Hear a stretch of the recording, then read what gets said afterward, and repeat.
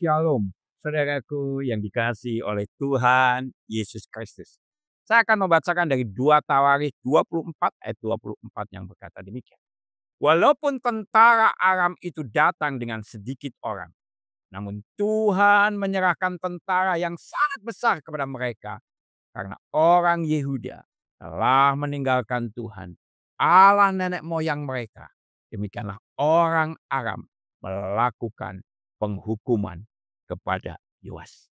Saudaraku yang dikasihi Tuhan, ini ada sebuah kejadian yang sangat tragis. Yaitu di mana pasukan Aram menyerang Raja Yoas dan Yehuda dengan pasukan yang sedikit.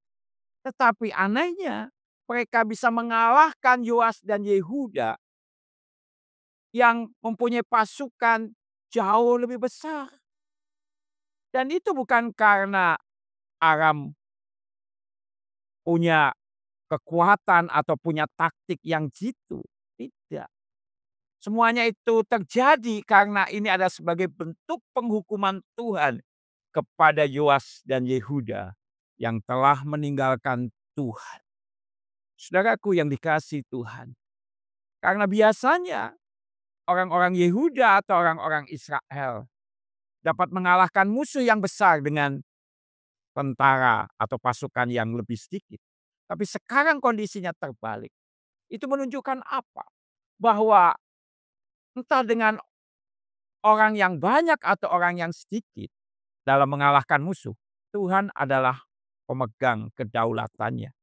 Dan itu disadari oleh Yonatan ketika dia akan menyerbu musuh.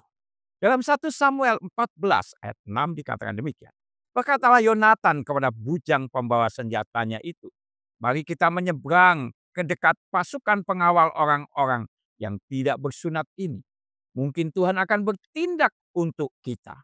Sebab bagi Tuhan tidak sukar untuk menolong baik dengan banyak orang maupun dengan sedikit orang.